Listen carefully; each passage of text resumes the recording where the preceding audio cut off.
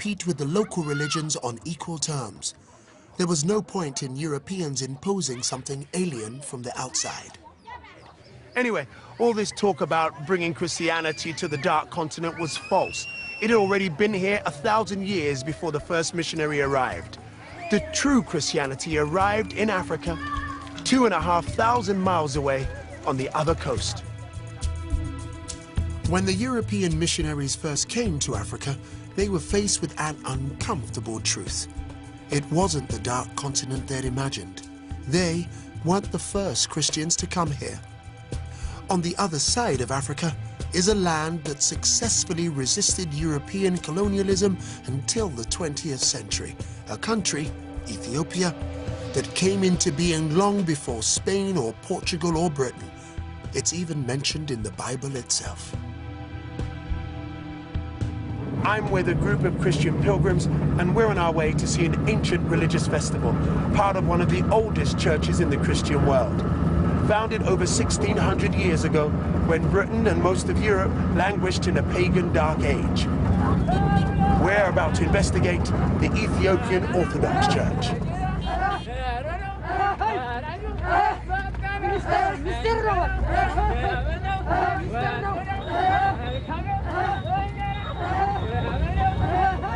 Here at Lalibela, in the Ethiopian highlands, is one of the most extraordinary religious sites in the world.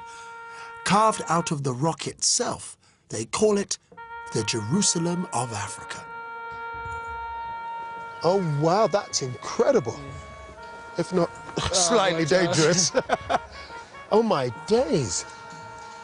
Look at that. It's a whole underground city. It's like, wow. How old did you say this is? Over 800 years ago. It was excavated at the end of the 12th century. My word. This should be one of the wonders of the world, shouldn't it? This isn't an uncivilized people that have to have their religion or someone else's religion thrust upon them. This is a structure to celebrate their own expression. This is their own expression of Christ.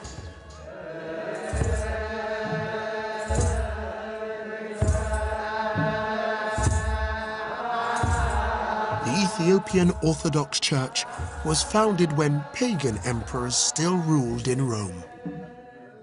It is thought that Christianity was brought here by monks from Egypt in the 4th century. See the cross on the ceiling? Malta's cross? But some Ethiopians claim that their faith goes right back to the Old Testament times, before Christianity even existed.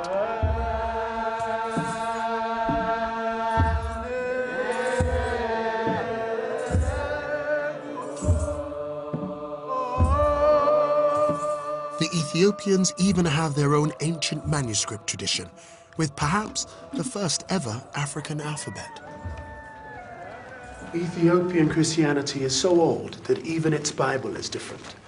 When European scholars arrived here in the 17th century, they found books in this Bible that they had not even heard of, perfectly preserved.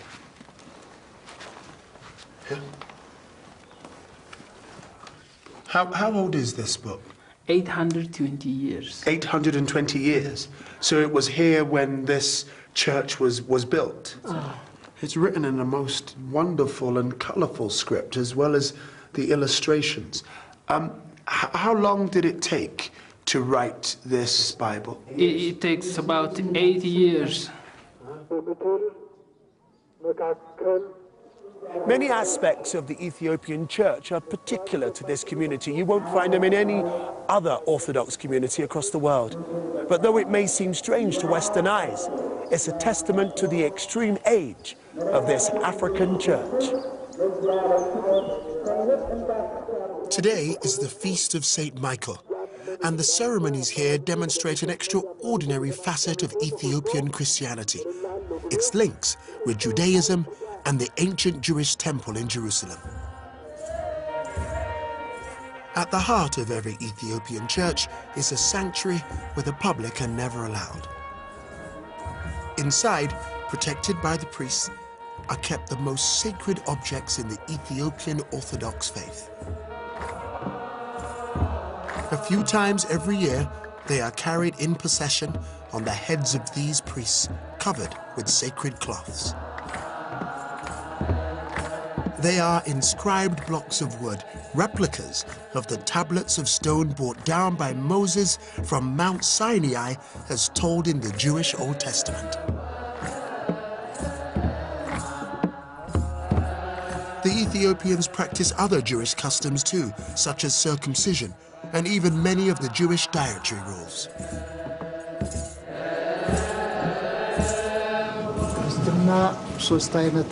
Our religion stands on three foundations. The first is the command of the Holy Spirit. The second is the law of the Old Testament. And the third is the new law of the New Testament.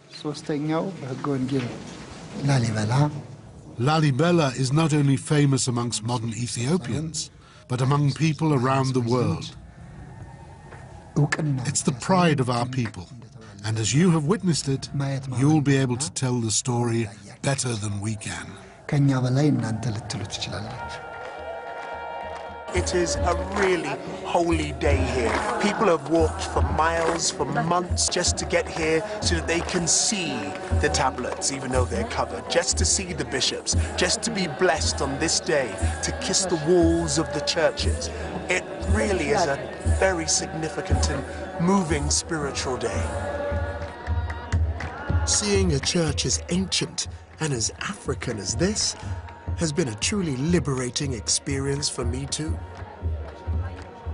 When my ancestors were enslaved by the British, they had their freedom, their identity, their religion, their names ripped from them.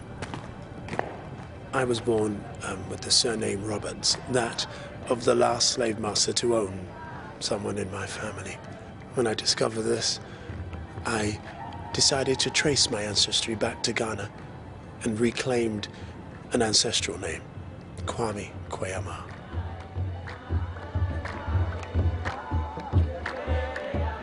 I wear this Orthodox cross to symbolize to myself, really, that I can access Jesus the revolutionary, the protector of the dispossessed, through the lens of Africa, and not through my colonial masters who often arrived with a Bible in one hand and a gun in the other. The Ethiopian church